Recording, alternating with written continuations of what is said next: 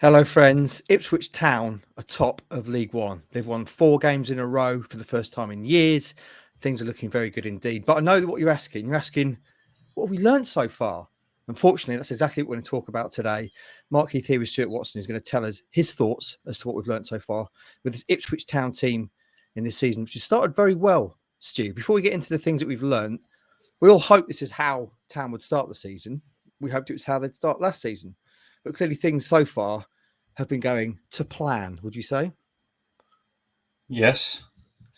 Early caveat, Mark.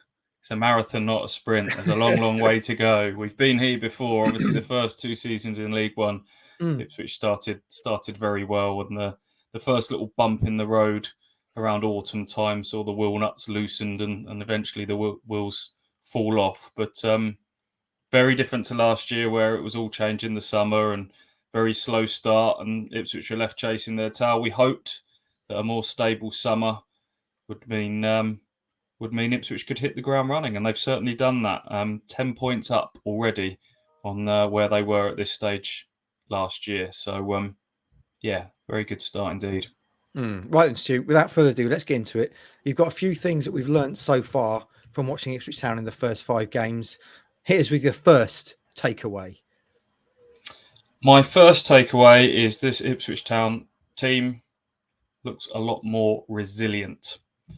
It was a pre-season campaign carefully put together by Kieran McKenna and co behind the scenes to build said resilience. Kieran McKenna said they picked Arsenal, West Ham, Crystal Palace, 3 teams that finished in the top half of the Premier League table last season. Millwall, a team who just missed out on the Championship playoffs.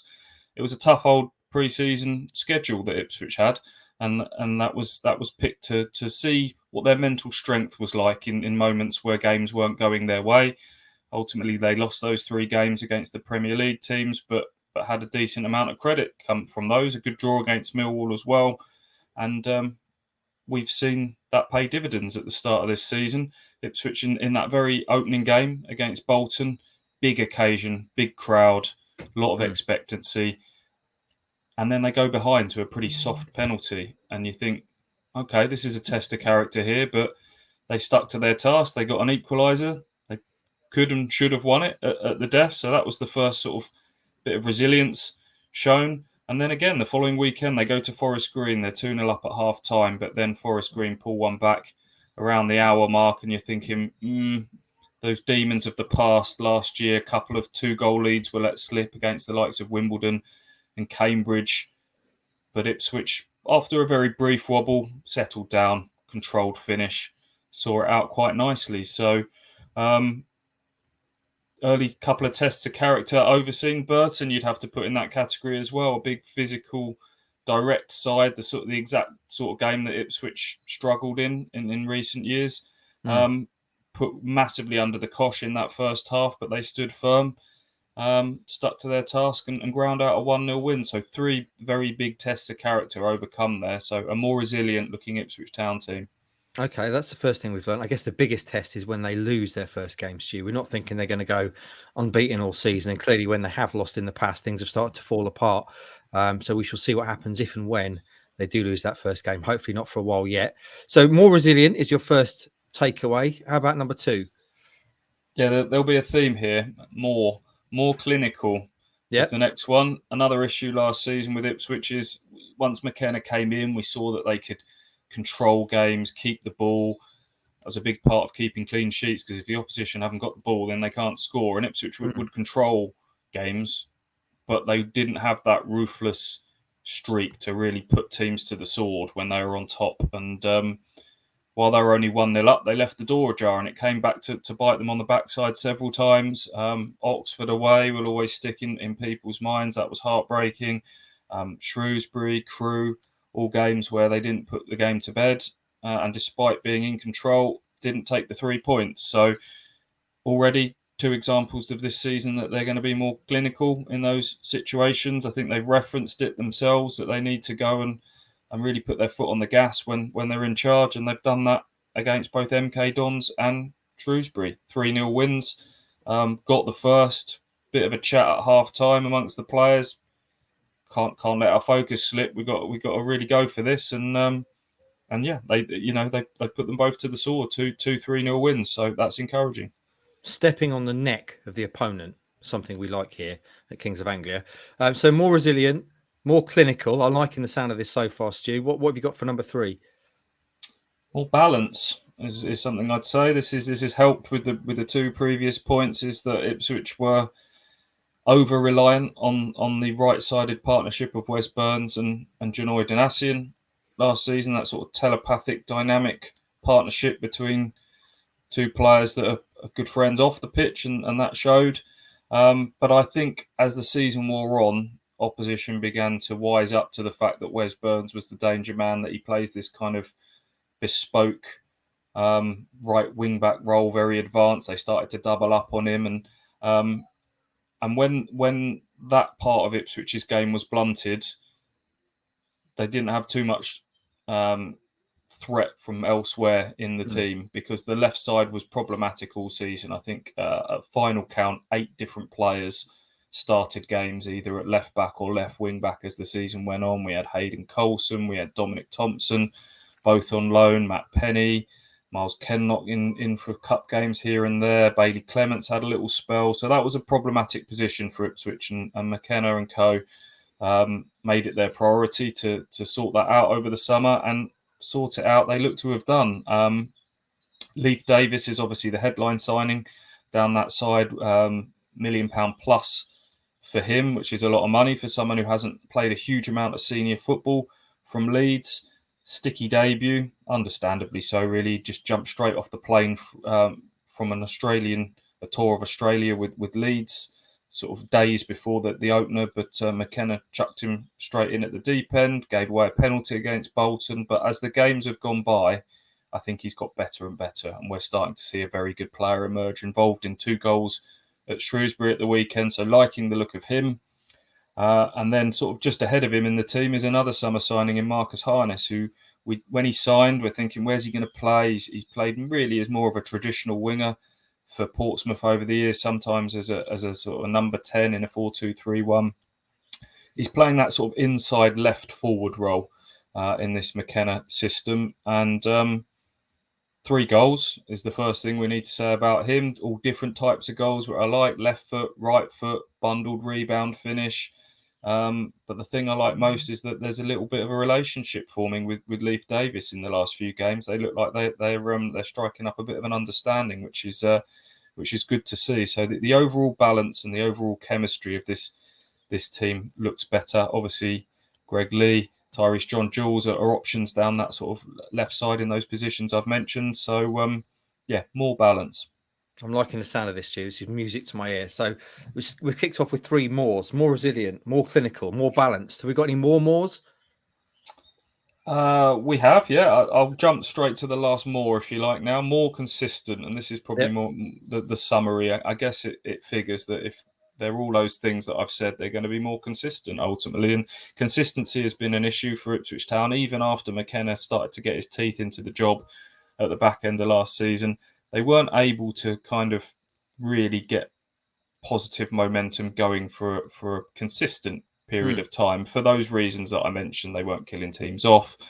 They were perhaps a little bit predictable at times. So, a couple of wins, and then there would always be a sort of a momentum halting draw or defeat. They went through the whole of last season without winning 3 league games in a row. You have to go right back to when Matt Gill and Jimmy Walker were in caretaker charge post Lambert for when Ipswich won 3 league games in a row. And they've done it already. They've not only won 3, they've won 4 on the spin. It could easily have been 5 at Morsey taking that big chance at the end of the Bolton game. And consistency and momentum are the things that successful sides need in this division. I look back, all of the teams that finished in the top 4, I think, last year, all won at least 4 games on the spin at some stage. And Ipswich have already joined that club in the early stages of this season. So it bodes well. It does indeed. It's tremendous, isn't it? Four wins on the bounce, Stu. Seems like, well, it is years since we've seen it. It's very heartening indeed. So that's all of the mores done. Mm-hmm. What else have we learned that isn't a more? Yeah, there isn't a more. Well, I think squad rotation, we're starting to learn how Kieran McKenna's going to approach that. It's, when he first came in and took charge around Christmas time last year, to start with, he rattled out the same team week after week, and we thought he was going to be one of those sort of managers that has his starting 11 and sticks with it.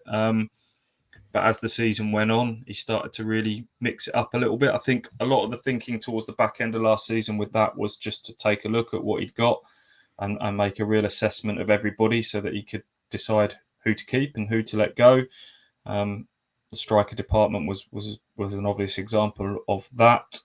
Tried to take a look at everybody, ultimately decided to let Norwood go, to let Bond go, to give Jackson a new contract, to let Piggott go. So that was the thinking, I think, behind the rotation last year. So it was hard to know in his first full season with his own proper squad, how was he going to approach squad rotation? Wasn't that many changes in the first few matches, but when we hit our first 3-game week, we started to see what I think his philosophy is going to be, and that is to utilise the squad. But what I like about it is that it's rotation, carefully thought out rotation. It's explained. There's reasons behind it. A lot of factors go into it. He's deciding not only how fresh are his players, but what type of opposition they're against. What sort of attributes are going to be needed to unlock said opposition. All of those things go into the mix. When you think back to sort of Paul Lambert chopping and changing in the first couple of seasons of League One, they were very vague answers. It was like, oh, it's dangerous to play too many players back to back. They'll be dead by Christmas, I think was one of the quotes from Mr. Lambert. And the goalkeeper was not even impervious to it. He'd often just sort of change the goalkeeper randomly here and there. McKenna explains it, and it's so much easier, I think, for us as outsiders and fans to buy into. And I imagine it's a lot easier for players to buy into, because he will sit them down and explain to them, okay, actually, for example, Burton to Leif Davis, actually, Greg, they're a big physical side. I'm putting Greg Lee in because I think that's going to really help with that. And he did the same at the weekend with John Jules playing up front instead of Freddie Ladapo. It's not just a case of, oh, Freddie Ladapo hasn't scored yet. He looked at Shrewsbury. They've got a good, organised, experienced back three.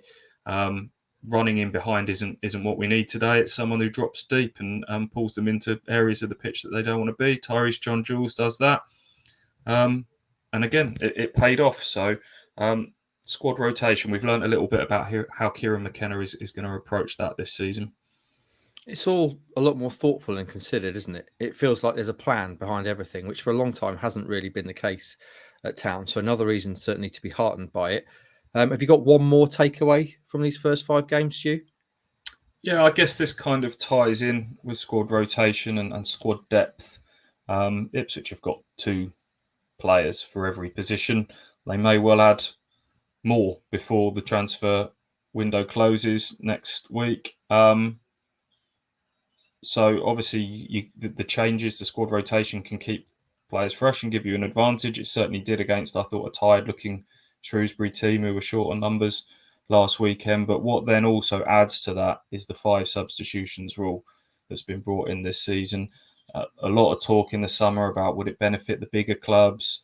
Kieran McKenna said, yeah, I like it, but let's not forget there'll be times where, and we haven't seen this yet, and I'm sure it's still to come, somebody nicks a lead against the run of play against Ipswich, one of the so-called lesser sides in the division, parks the bus, and then uses those substitutions. Yes, you can only use 3 windows within the game, like you always could do, but you can take your time over sort of a couple of players ambling off and just fragment the game and make it stop-start and scrappy and stop Ipswich keeping their momentum. So we haven't seen that yet. But what we have seen is Ipswich able to, managers have the freedom to kind of chuck on 2-3 subs at a time and not have to worry, oh, what if we get an injury further down the line and I've run out of subs? McKenna's can turn to his bench nice and early. And I imagine if you're an opposition side and you see Caden Jackson, Kyle Edwards, Kane Vincent-Young, whoever else warming up, coming on, and you're already a bit tired and worn down and you've been chasing the ball against a possession-based Ipswich team, you'd be thinking, big last 20 minutes here. So the subs helped Ipswich change the game against Bolton on the opening days. I think there'll be times where they're chasing a winner that they can add an injection of attacking impetus. But there are times when I think when Ipswich just want to settle things down. We've mentioned Forest Green, we've mentioned Burton, that they can bring on someone like a Sonny Aluko that can just calm everything down and keep the ball. So over the piece, I think the 5 subs rule is going to really benefit Ipswich Town. I think they're going to be one of the bigger beneficiaries of that this season in League One. Yeah, it's huge, isn't it? That 5 subs rule. You can see players almost become specialised in those super sub roles, and certainly Town have got players in abundance for those roles. So that's 6 really positive takeaways, things we've learned so far, Stu, from the first 5 games. Is there anything, just to add a bit of balance to it, that you kind of sound a note of caution on? We have talked about occasional kind of slack, lackadaisical play. Is there anything you've seen you think actually that might be an issue going forward if they start to lose a game or two? Yeah, I think that's worth mentioning. It's not just happened in one or two games. I'd say across all of the games, there's been slack moments. Maybe that's the nature of how Ipswich want to play out from the back, keep the ball. That you are going to get more awry passes, but that at Shrewsbury in the first half at the weekend, more than one occasion they were just a little bit sloppy, and you just think maybe that's just the confidence running through the team, and just maintain that focus and just maybe cut out some of those unforced errors, because Ipswich, the only way Ipswich look like they're going to mess things up in some of these games has been sort of through shooting themselves in the foot. So that's a slight thing. Small grumble would be the set pieces still. I know on the opening day we're going, that's it. They've worked on them all summer. They'd scored a couple in pre-season. They scored a really good one off the training pitch, chapped into Lee Evans against Bolton. Since then, they force a lot of corners. The deliveries have been okay, but you just think that that's still something that they can that they haven't quite mastered yet, the set pieces. And I guess the Burton game, is if we're just trying to keep our feet on the ground here, that's easily a game that could have gone the other way. There was a big chance in the first minute. Christian Walton, wonder save. Like you said at the very start, that at one stage a goal like that will go in. A team like that will frustrate Ipswich Town, and that will be that true test of the resilience and character, and see how they react both within that game and how they react after that game. Still very early days, but look, it's overwhelmingly positive at the moment, so let's enjoy it. Yeah, I think when we're starting to use terms like the only team that can beat Ipswich are themselves as a negative, that's still pretty positive, isn't it? So we're picking hairs there a little bit. We shall see. It's certainly been a very, very positive start. Thanks for joining me, Stu. Thanks for giving us your 6 takeaways from the first 5 games in Ipswich Town season. Let us know what you think, and we shall see you in the next video.